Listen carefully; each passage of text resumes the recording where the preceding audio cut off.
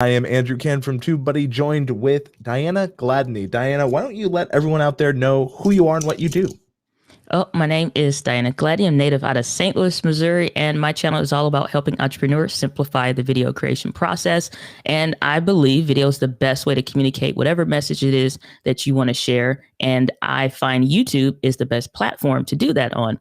So on my channel, I talk about tech gear in regards to learning the tools of the trade, and then also some of the video marketing things to get better on YouTube and just sharing your message using video. That's awesome. I think that is a great value proposition and a great fit for what we do here at TubeBuddy. So I'm very excited to have you on today because today we're going to be talking about YouTube growth, but from the content angle. I think Mhm. a lot of times, and we kind of talked about this a little bit off air, people think if I just get the optimization right, if I optimize perfectly, I will get viral. But the problem is, what are you optimizing, right? Exactly. So my questions to you, and I know you work with a lot of clients and things like that. How do you find the topics that your clients are going to work with, and how would you tell new people what to focus on?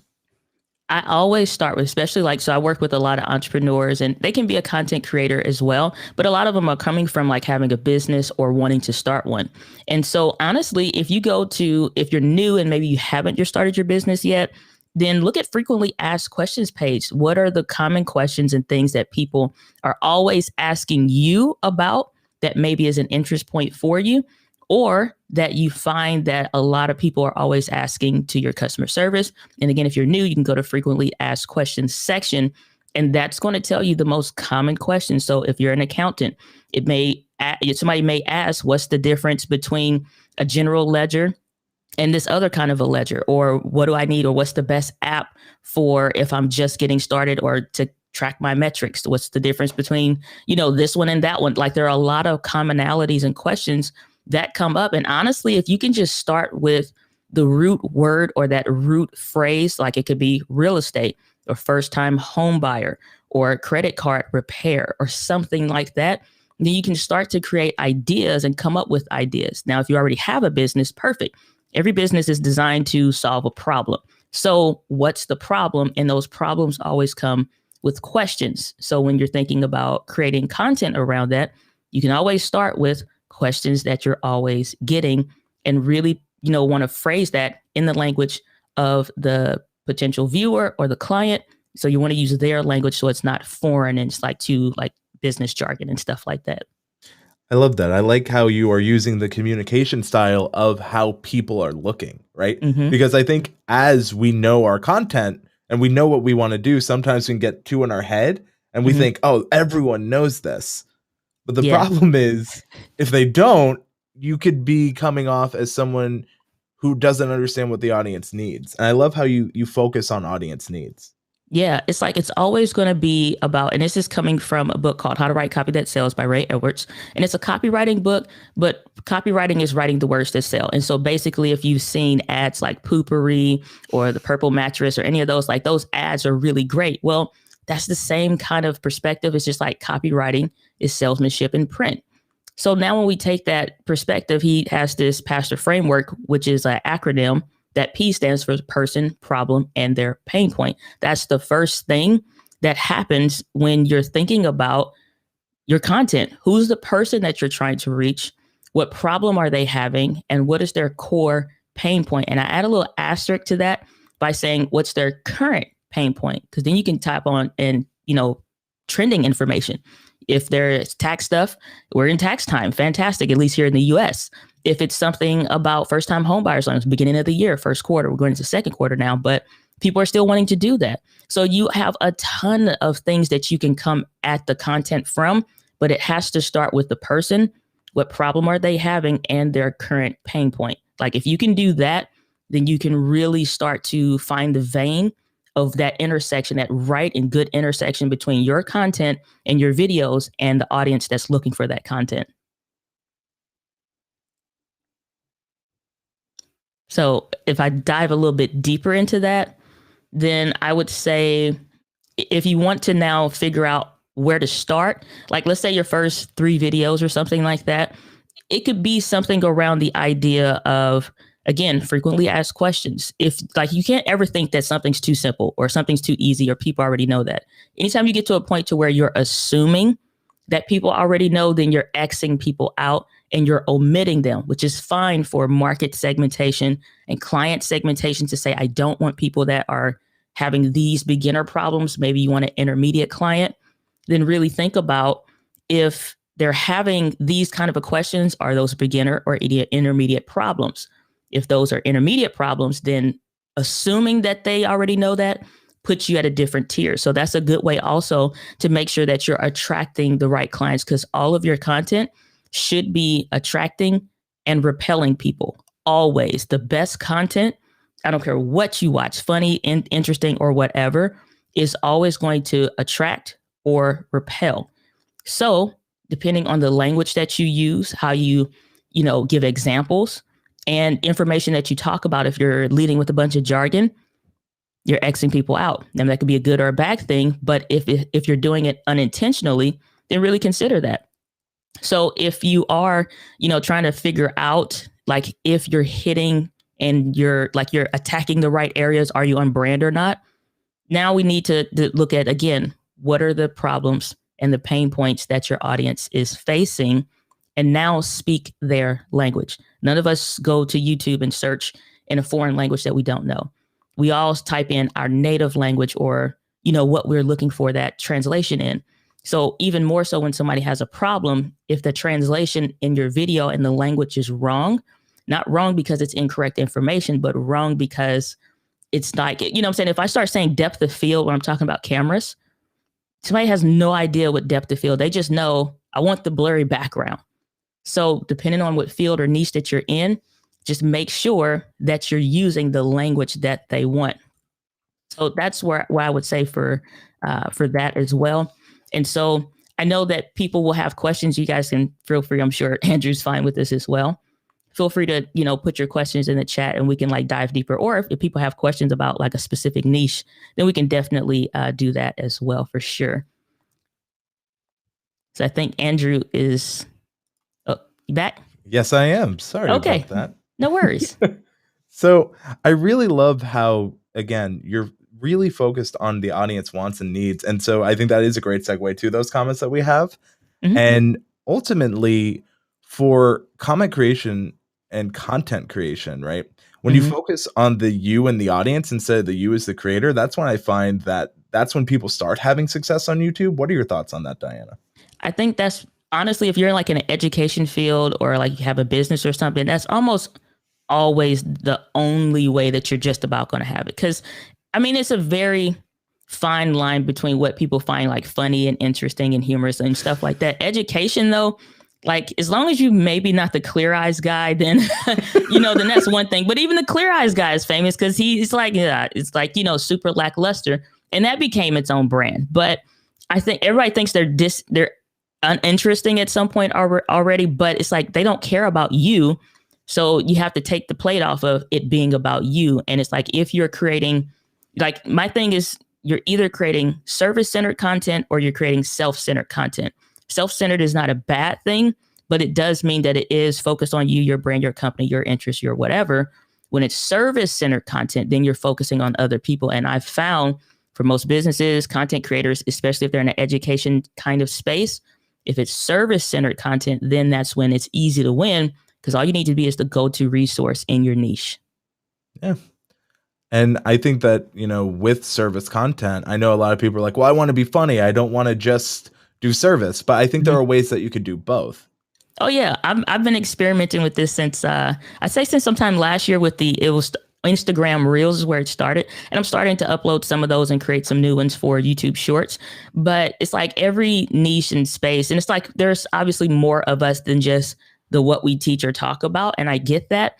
But it has to be of interest at some point to your audience. And so I experimented with this on Instagram Reels, just kind of showing some more of my like, humorous side and just like fun side and doing like camera niche specific stuff that's video specific, but, making it funny and attaching that to, different personalities. So I uploaded those and those did really well. People got a kick out of them and they seemed to really enjoy them. But I put it on Instagram not necessarily YouTube, because when they say yes and they're subscribing, like they don't care that you want to do jokes for a second. Like they don't like, it's like, I don't care. But Instagram is like, I can test it over here. It's all right. Exactly. I like how you are also testing other platforms, because what you learn there, you can also bring back to the content on YouTube. 100%. And it's a lot of questions, comments, DMs that happen on Instagram, even on like LinkedIn and stuff, that people will ask. And I'm like, I didn't think about that. And it's like, or it's like, I didn't put that in that last video, and they commented on it. It turned into a DM and a conversation. It's like, okay, I need to create a video piece around that. And the voice sometimes of the one is the voice of many. Exactly. Sometimes it's that silent minority that can represent the majority when it comes to a video. And I like that. And because they've reached out to you, that is where your creative brain can go into it. And you can start thinking, okay, well, if you might ask this, let's do some research. I now have an idea for a content piece. Let's actually go deeper.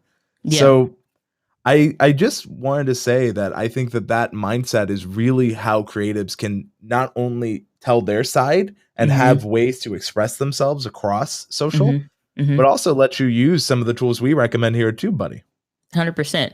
And I'll always start with, like, again, the key thing is like their language. You always want to be thinking about the perspective from the person that's on the keyboard. So once you get that verbiage, that language, even if like most of the time it's stuff that we as the creator would never think about saying it in that way, because it technically could be wrong, but it's right for them. And when they think about it and they're experiencing this situation, that's what they type in YouTube. So now you can go into something like the keyword explorer and start actually searching for that. And it's super helpful. Exactly. And I think that when you have that research too, sometimes, we're talking about someone speaking up.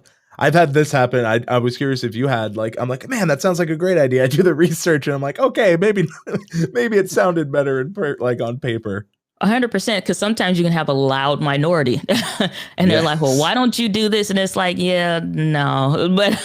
But what I will do is still trying to like honor that in some way, because it's like video is a universal language and it's a universal platform. It's like, or a medium, if you will. So it's like, it may not make it to a YouTube video, but that doesn't mean that it couldn't be an Instagram live or a Instagram story, or just at least a post or something like that. I like that. And then you're using, like you said, a live like this is a great example of ways to incorporate that. And it shows you're listening to the community, which builds that trust. So not only maybe it's not the right fit for a video specifically, like an individual upload. However, it could be the perfect fit, as you said, for a live. And I love that.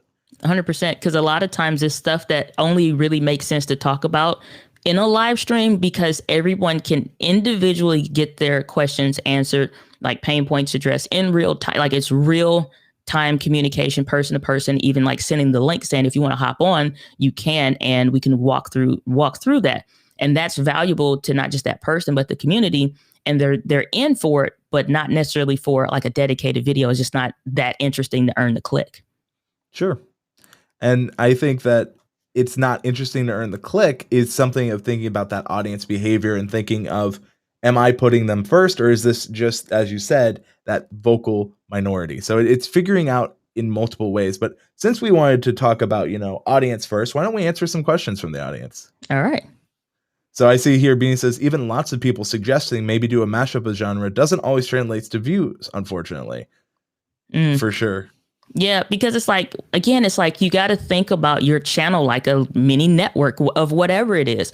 You do not go to HGTV to watch the NBA game. You're going to be every mom, aunt, uncle that's into art. Like everybody's going to be pissed because it's like, I did not come. Like this, my show is supposed to be on at 3:00. I don't know what the heck they're doing. It's like, I don't care about the NBA finals. Like I don't care about football. Like they care about why they subscribe to that channel or why they went there.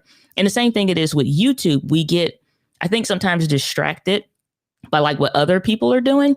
And it's like they said, when they watch a video and then they subscribe after, one or a couple, then it's like they're saying yes to that vein of content. Not that they aren't okay occasionally with one other thing or something, but they said yes for a specific reason. So if you're constantly confusing them as to like you're doing a ton of like, you know what, never mind. I'm not even trying to figure you out. I'm gone.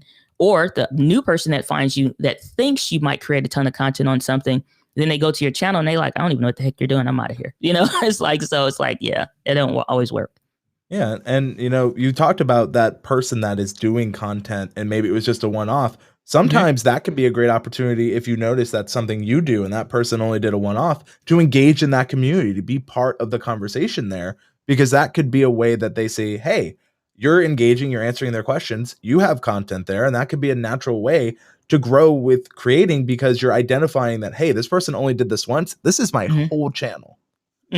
Yeah, 100%.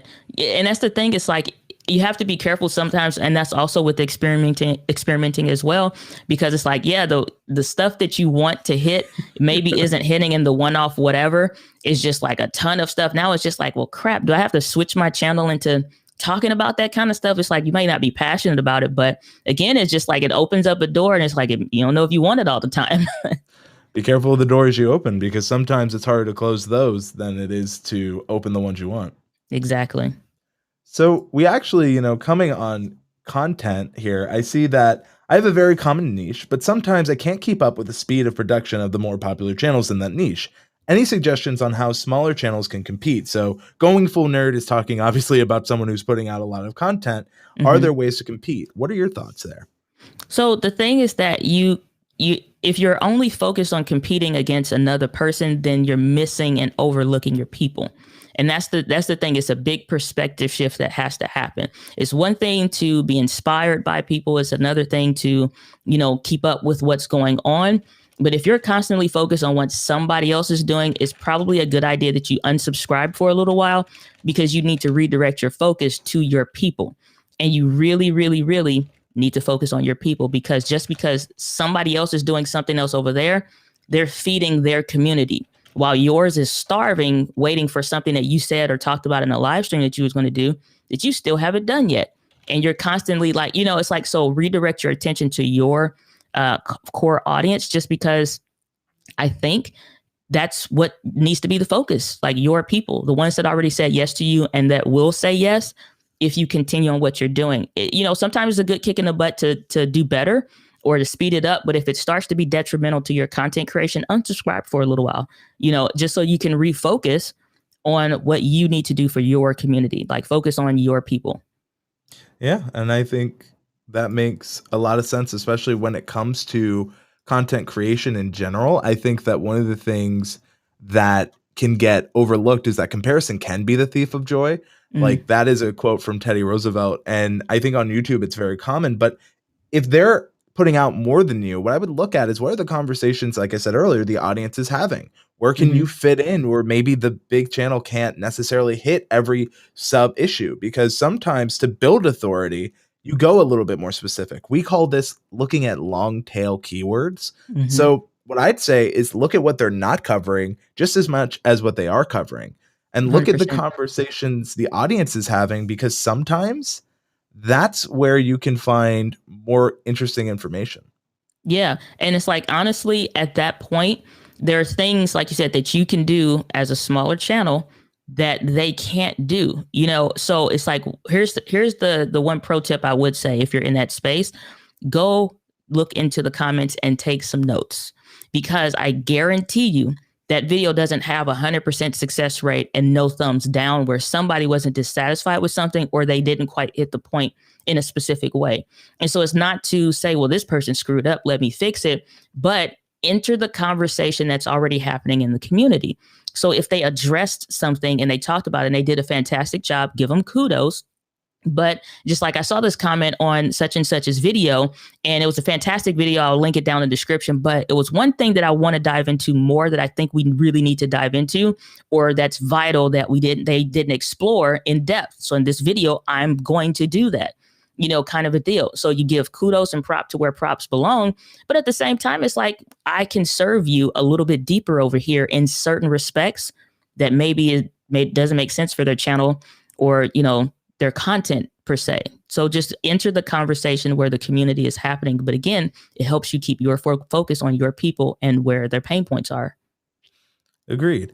I often joke that if you're doing that and other like SEO practices, it's not so much search engine optimization as it's like strategy and Hmm. like conversation Hmm. optimization because you're looking deeper. And I love that advice because you are one, it's smart because if people always talk about how can I get suggested, how can I be suggested, that's a great and smart way to do it. Because Hmm. if you can link their video in your description and go a step beyond and make a playlist around a topic and have other creators who you want to be suggested with, Hmm. that's taking those ideas, thinking of the audience first, as you discussed, and you're really elevating it to that next level. So now YouTube might see that and go, okay, well, people watched this video, but then they followed up with this one. So what if Hmm. we try suggesting it? I love that. It's really thinking that next level.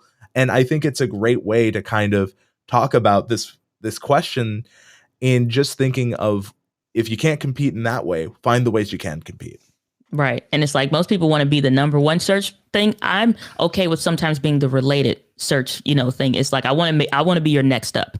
I want to be the thing that the people that watch this also watch that, because I'm more into the human response and how and what the person is looking for, again, how their social behavior is on the platform, more so than just only focusing on the thing that may come up in search. So yeah, creating a playlist of relevant content of what people are searching for is fantastic, but also creating content that's related that also addresses that is extremely powerful. Agreed. And hey, if YouTube doesn't mind being the second search engine in the world, I don't mind No, being the second search result. who am I? Who am I to say number two is not a great spot?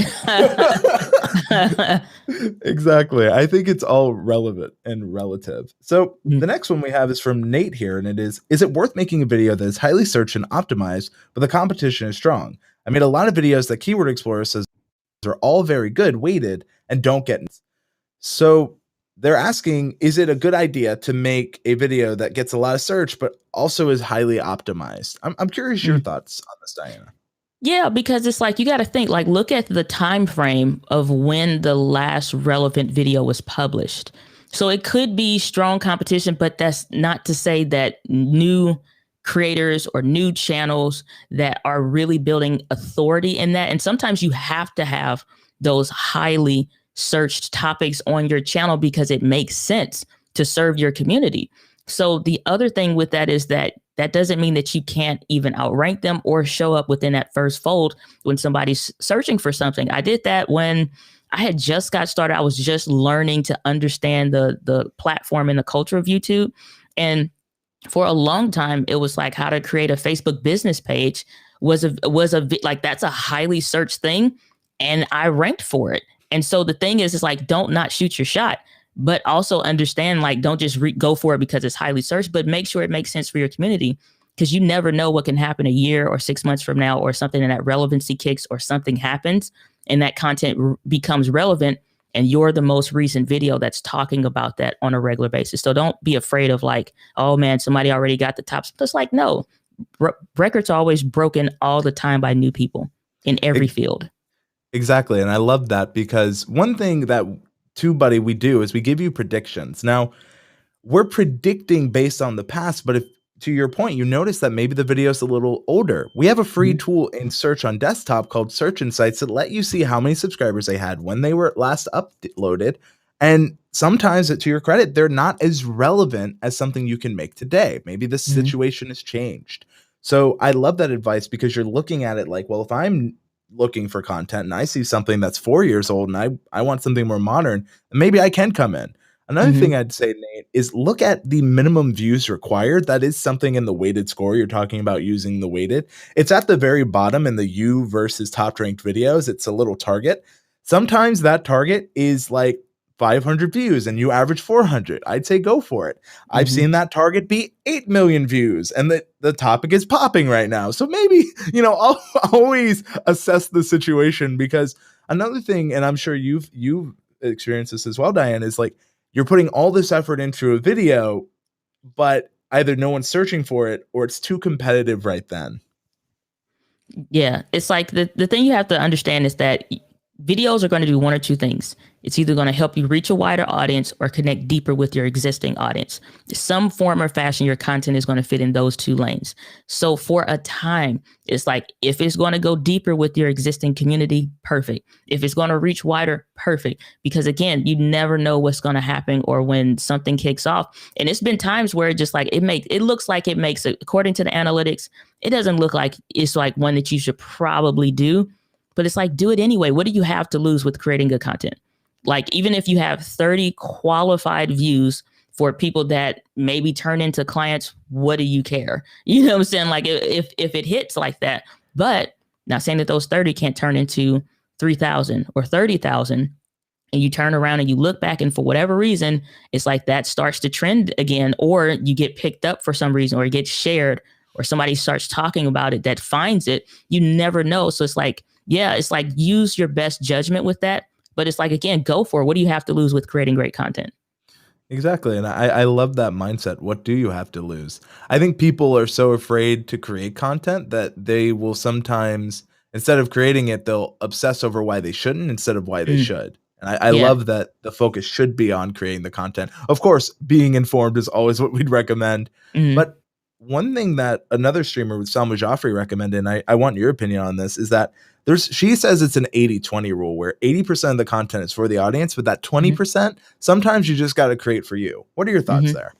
I love that, and Salma's awesome. But I would just say, like, I have no disagreements with that. But I would definitely say, like, you have to have some level of joy in like the creating the content. If it's just a job of like you trying to get this and the algorithm, like if you get to the point you're literally just complaining about YouTube, like you maybe need to take a step back, because if there is no joy in the what you're creating, like the focus is off. And if there's a fear around creating content, then you need to weigh that against what's the real reason for why you showed up. A lot of people say they want to help people, or they want to help people have a better day through laughing, or whatever the case is. But it's like sometimes it's like if you don't produce anything for you, that's where, like, for me, it's the Instagram reels, the shorts and stuff that I'm putting out on the channel, the live streams. It's just like, it's fine if 10 people show up that day, and it's fine if 47 people show up that day, because it's like what's the core reason for why you're there? You got to have something as to, it's like, otherwise it's a time suck, and it just becomes a job and something that you don't want to do, and that's not what creating is all about.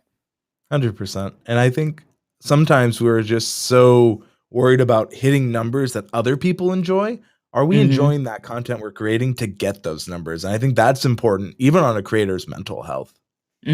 You got to be like, if especially if you're just starting out, you have to find your people. Like, you're not like the community that is only subscribed to you, but you need to be in a life-giving community, a Facebook group, an Instagram group chat or something. It's like something. You need to find other creators, and sometimes it's pulling your ego out of the equation, and the limiting beliefs around I can't do this and I shouldn't be, like, go and join and be a part and like be welcome into and embraced into a welcome, loving community of other creators. So when you're having those days when you should not be making creative decisions on what you should or shouldn't do, let somebody speak life into you and tell you, like, dude, you're dope, like, you're amazing, like, go, like, what are you waiting on? Like, go do the thing and make the content. But don't like sit around and don't make business decisions, don't make creative decisions in weak states of mind. Like, and if you're having a weak state of mind, that's where community matters, because you can have people that can reinforce those strong beliefs that you should be having versus like the limiting beliefs, because limiting beliefs serve no one. Who's winning in that scenario? Nobody, not the people you want to serve or connect with, not even yourself. So why have it and take ownership of it? So I just feel like, take a different narrative, take a different approach to that. I love that, and I think that controlling the narrative that you want to, 1, understand, and 2, make sure you're having a healthy people and support system around you, because sometimes if you feel like you're the only one creating and you don't have anyone to relate to, you can become jaded, and I love Mm-hmm. that, finding that right group, and I think we have a great group here, and so I wanna answer this Mm-hmm. question because I think this is something that kinda goes into content creation. There's always the money aspect, and this one is asking, would live streaming be accepted as watch time to start making money on YouTube? Yes, it would count towards your watch time hours towards monetization. So, Yeah. I wanted to talk to you about that side of the content creation piece. There are those people out there that want to create content as a form of income, and Mhm. they struggle with knowing what earns them money versus what they enjoy doing. What's your advice for those kind of people? I always say before you expect to get a paycheck from YouTube, you need to be creating and generating paycheck on your own outside of the platform. Like you need to leverage YouTube, not wait for YouTube to pay you. Because if that was the case, I never would have quit my job and just been able to go full time in doing what I love to do. If I was literally waiting for like the income to match up and all and the time for it, like it doesn't happen when you think it should or when you want it to. So you need to create other income sources. Like just about anybody for any niche or what you're interested in or something. Like you can do consulting or consultations or something like that. I do like 30-minute, 60-minute, and then I have like a coaching package. I was doing that when I worked at the bank. It's like that I would go to work some days and based off of getting a client off of what my content was creating, sub 1,000 subscribers, I would make as much money as I was going to make in 2 weeks working there. So you didn't need to wait for that. You got platforms like Buy Me a Coffee or Patreon. So you can start generating income outside of YouTube while you're waiting for YouTube and all the videos and, or community and stuff to catch up. But like, don't wait for that kind of income. And you can go full time with a small community because I'm living proof of it and really, separate yourself from having to worry about if AdSense went up or down, or if you got super chats or not, or if, like separate that. There's always another lane of income and creativity and stuff that you can provide, even courses and stuff that people are waiting and willing and wanting to buy from somebody like you that understands their problems and pain points. Just don't wait for YouTube's check to be first. Yeah, and I love that mindset as well, finding other avenues and revenues to earn income because I think that there are so many people that they're like, once I get YouTube monetization, the big bucks are coming. And I'm like, it's AdSense, like CES. It is not what you Okay. think right out of the Pennies gate. on the dollar, and it's like, even when it's good, and it's great, and it's just like, it should be extra. That's the way. It's like, if I'm telling somebody how to like leverage YouTube, if I'm talking to a client, you're leveraging it. You're not reliant on it. It should be a percentage of your income, but it shouldn't be whether you eat or not. And that's the thing. It's like, yeah, AdSense, like you don't know what an advertiser is going to do. You got projections, you got estimations. Even when you've been in the content game long enough, you know the ebbs and flow of it, but you really don't want to rely on that because it's unreliable. Just because it's other, it's holding to other factors. Put yourself in a position where you control your income creatively. Exactly. And I think one way you can do it if you are a creative, let's say there's so many people that want to know how you make content, maybe make a second channel or find another avenue like you for your comedy. Instagram Reels kind of is that. There are other ways you can earn money and support the passion you're doing. There's Mm-hmm. always going to be that interest. And if you can support the two, sometimes those tutorials on how you made something pull back to the more artistic piece you did. And then they're Mm-hmm. both earning you money. And then you can reference the affiliate programs in that other video. So it's Mm-hmm. thinking like a creative and thinking, what did I not know? And how can I give that back? 100%. Yeah, it's so many different incomes. I'm glad you brought up affiliate income because that's another way. If you're utilizing services that you love and support and that make sense for people that even would be your clients if you don't have clients yet, have those what like just about everybody will accept you into the affiliate income program. Just about everybody. And at some point, you'll start to get traction. Amazon affiliates is another good one. B&H Photo Video, if you're into like tech and stuff, like Best Buy, it doesn't matter who it is. It could be Target, Babies R Us, like just about everybody has affiliate, programs. And honestly, it's stuff like that. You start tricking up those, like you start trickling up in the thing. It's just like, they're like, who's this person that's like getting all this affiliate income or whatever? Like, we need to reach out to them. We need to figure out what's going on, and it makes some nice connections. I'll put it that way. If you are getting like significant or even just good, good affiliate income is starting to trickle up and do well, it will get noticed. Exactly. And I think that so many people, especially when it comes to affiliate programs, they think there's like this high level that they need to hit for brands to want to work with them. And sometimes that's Mm-hmm. true. I don't want to Mm-hmm. discount that. Mm-hmm. But like you said, a majority just wanting to see what you can do because like any brand or any kind of partner relationship, you're not going to just go all in if the other side has shown no effort. So just show a little effort and you might be surprised how much you get back. Yeah, I got so many opportunities that are like even still are coming to this day because of content, just consistency and being staying the course, and posting or it's older stuff. And I'm like, dang, you've been making videos for a minute. It's like, yeah. It's like, why am I just now hearing about them? Like, I don't know, but I'm talking now, so, but it's like, yeah, but it shows like your work. You want to create a library of content that speaks to, what the heck you're talking about. And it's like some of like the larger opportunity just came from, it's like, dad, like you got a ton of stuff on this, or, can you talk to this? Like, sure. And so that built up my speaking portfolio. That's built up, brand relationships and stuff like that, just solely off of having like a good, relevant library of content, because you'll develop a niche audience that they are working hard to, pay and get attention to and actually get a response. Exactly. And I think if we're going like even like kind of what we talked a little bit off air, like I've seen you around forever and I'm so glad that we're able to connect because like shout outs to Rob who said, did someone say affiliates? Rob is like, you know what? I see my end. I appreciate you, Rob. But the reason I bring that up is because like I've seen you in the space and when you invited me onto your show, we really got to connect. And here we are again. And it's just by talking and communicating and like, you didn't ask me after that, hey, can I be on TubeBuddy? It was just something that we developed a natural relationship because we both respect the content the other person's doing. And if you haven't already, subscribe to Diana. But in all seriousness, you do create great content and you didn't try to sell. And I think one problem, because we got someone, how do I get brands to work with me?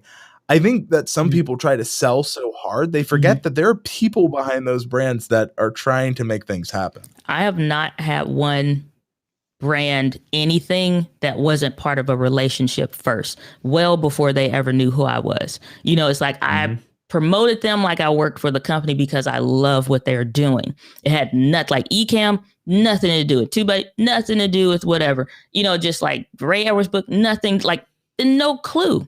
Like even like loving like the Rode products, the Sony cameras, no idea who I am. Not because I'm doing it to get their attention, but my core focus is to help people first. I love what I love because it works or it helps to serve people best in the lane that I'm helping them. And when they find that and see it, it's just like, we didn't even know. It's like, I don't care if you did. It's like, but I'm cultivating a relationship when I do get in touch with them. I'm not asking for anything, nor am I sitting like, yeah, I'm gonna bank this up and then I'm gonna come in with the ass. It's like, I don't have an agenda. It's like relationships matter in business, period. My mom and my aunt were critical in teaching me that. Just like if you get a relationship with somebody or an invitation to even speak with somebody, cultivate that relationship for years before you ever ask for anything. If there's a reason to ask for anything, and I'll get that constant question, like if you need anything, ask. Like everybody will say that, and it's almost like, yeah, but do you really mean that? And it's like, I'm not gonna like, hey, remember that time? I'm not even keeping track of who did what for whatever. I'm cultivating a relationship. And I think this question is good because a lot of people, especially when they want to grow, one of the ways is those revenue streams, as we mentioned, but the relationships not only go with brands, it goes for the audience. Like YouTube, if you didn't know out there, was at once a dating site. And I argue that like now it's just a relationship site. The relationships you have matter just as much as the content you're creating because we've all known someone we've either been in a bad relationship ourselves or know someone who's in it. And you know how that feels. Right. Don't make that relationship be the one you have with your audience. Oh, 100%. And they can, it's like, I don't know what people think. Like they can smell you a mile away. Like you thought you're like, I need to get deodorant. Right. Okay. You've been wearing the same shirt. We see the stains. It's coming through. All right. You need something.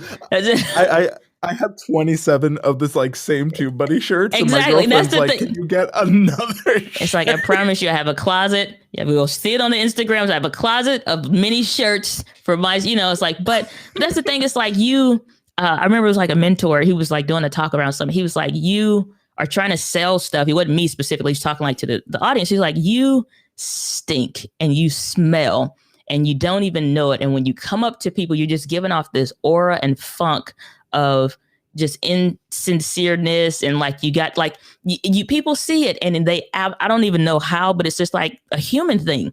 Like you see that they're not what they're made up to be. Like they're just it's a front, So how you figure like when you see that you like, oh, I can spot that person a mile away. But now it's you like, oh, they won't see me coming. It's like, no, they will.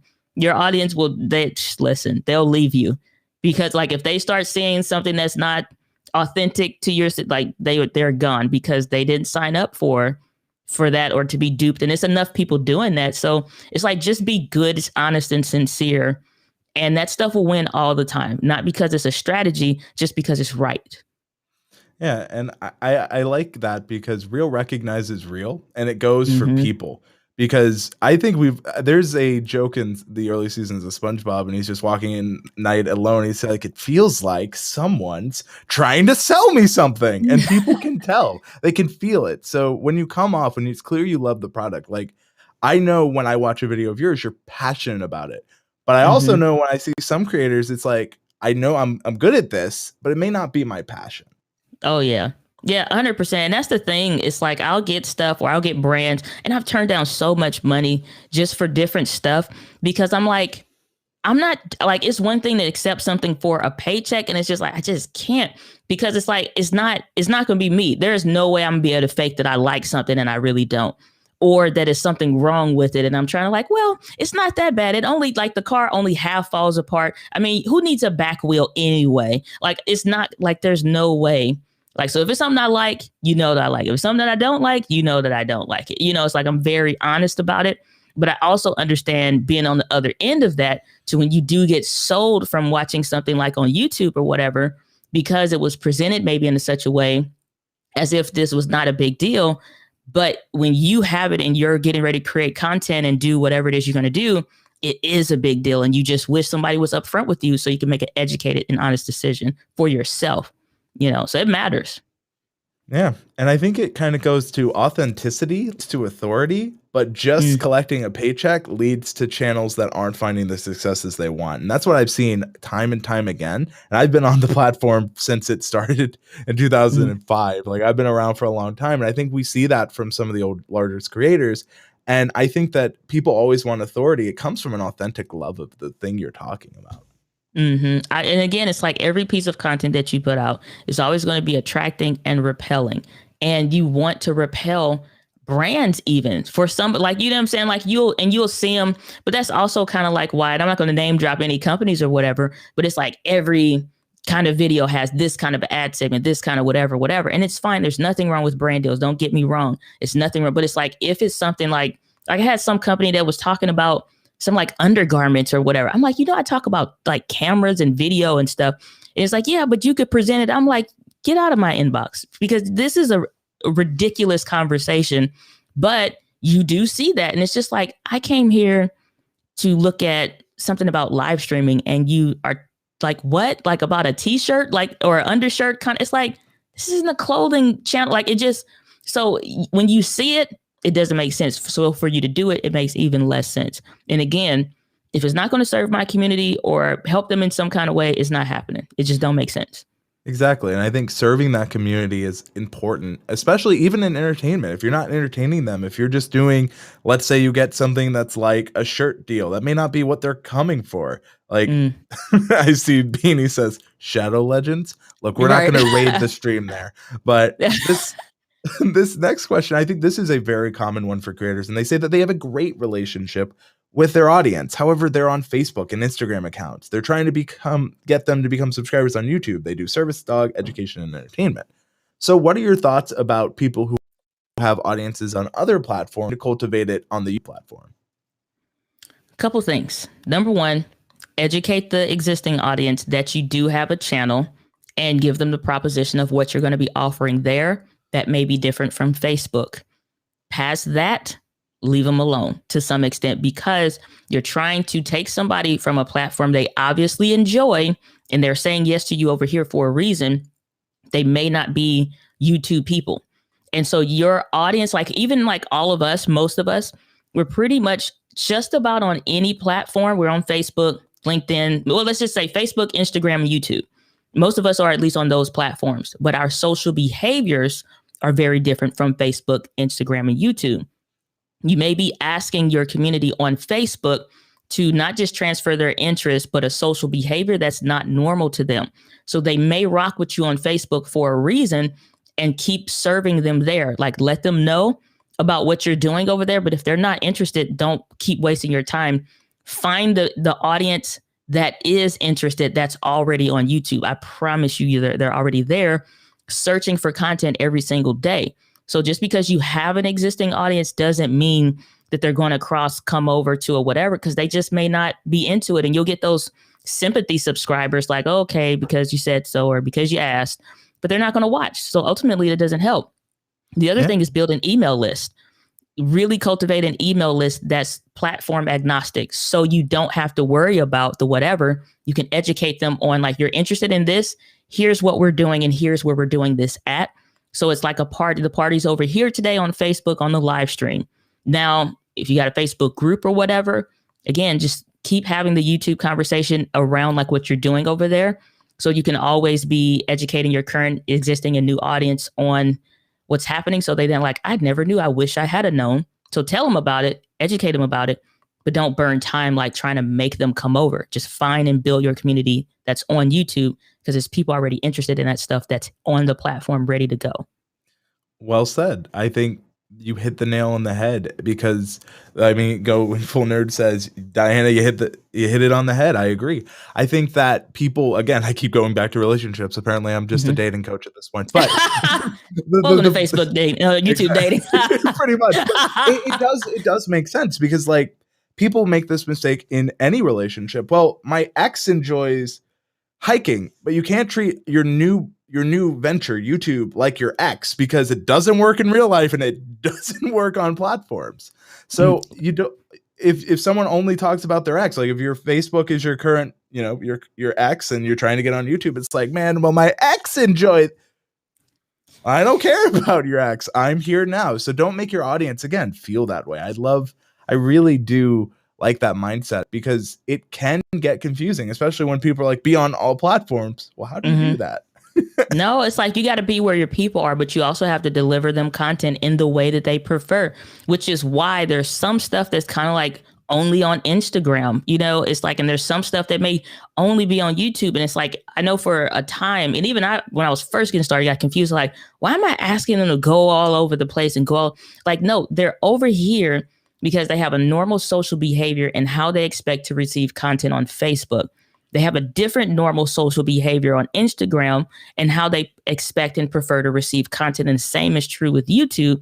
The problem is, like, especially if you got numbers on a different platform, you just like, man, if I could only get, again, is that a self-centered decision or request, or a service-centered request?